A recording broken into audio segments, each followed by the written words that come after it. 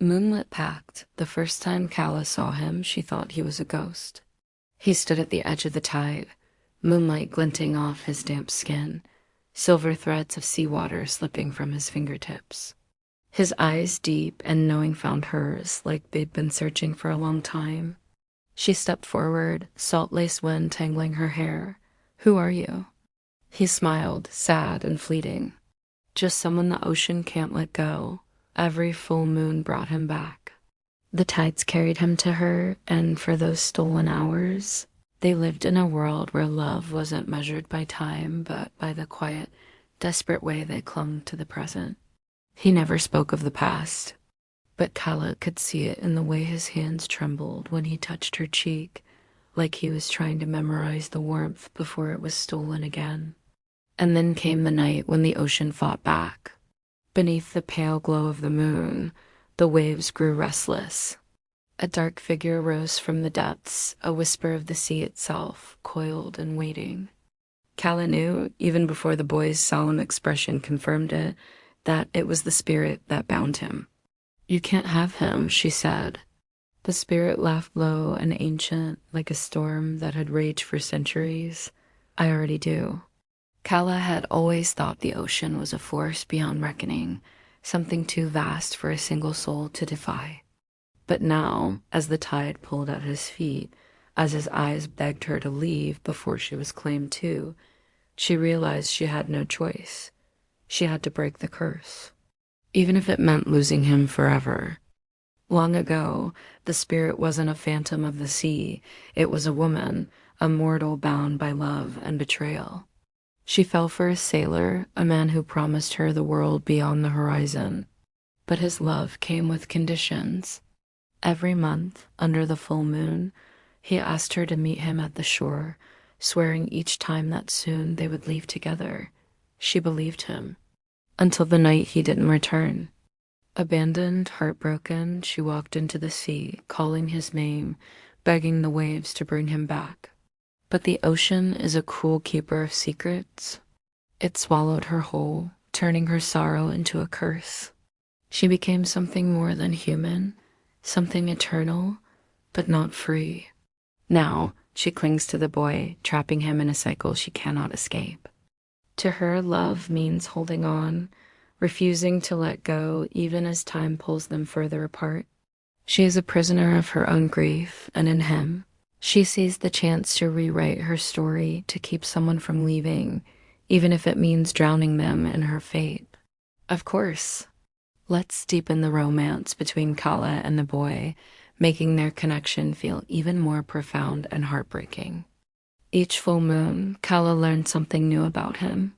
The way his voice carried like the tide soft, fleeting yet always pulling her in. How his laughter was hesitant, like he'd forgotten the shape of joy. And the way he touched her, careful and reverent, as if she were the only real thing in his world. She wasn't sure when the tether between them became unbreakable. Maybe it was the night he told her about the first time he was claimed by the sea. Or the way he whispered her name like it was a prayer, something sacred.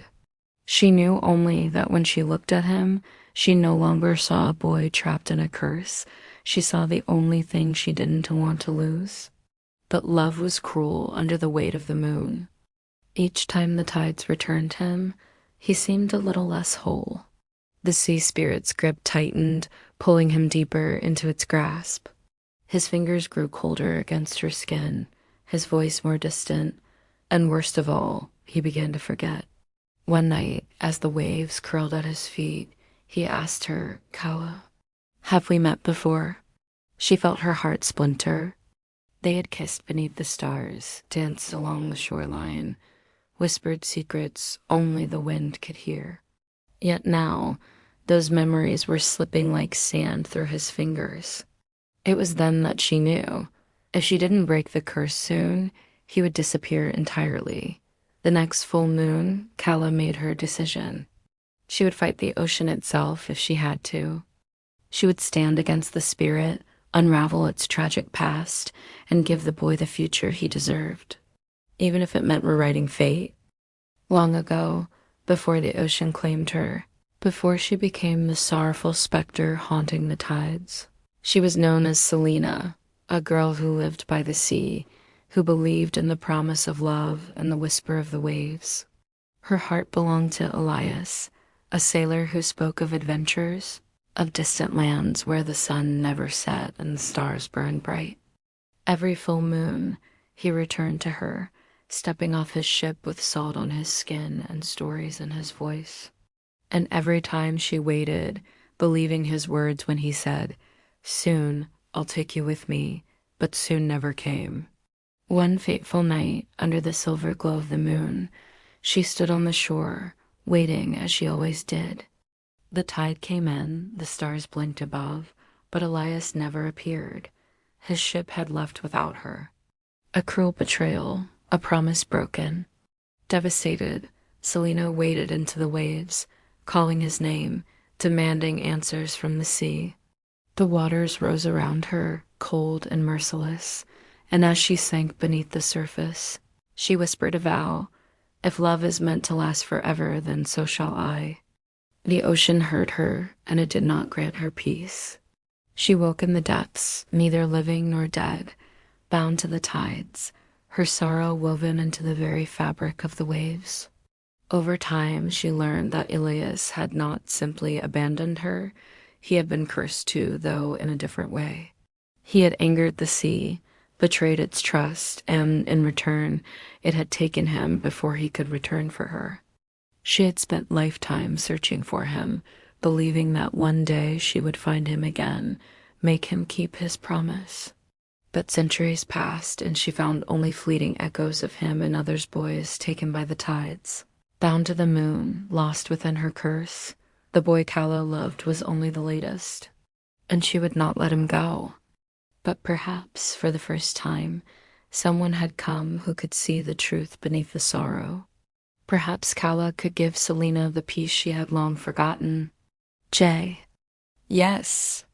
Knowing the spirit's tragic past gives Kala an advantage. It means the curse isn't just a punishment, but a grief-driven cycle. To break it, she has to reach Selena, not as a vengeful force, but as someone who was once capable of love. Maybe she discovers an artifact from Selena's life, something tied to her human past, like a letter Elias had written, that never sent, or a keepsake lost in the ocean's depths. If Kala can remind Selena of who she was before she became the spirit, she might be able to convince her to let go not just of the boy, but of her own sorrow. Or perhaps breaking the curse means recreating the choice Selena made all those years ago.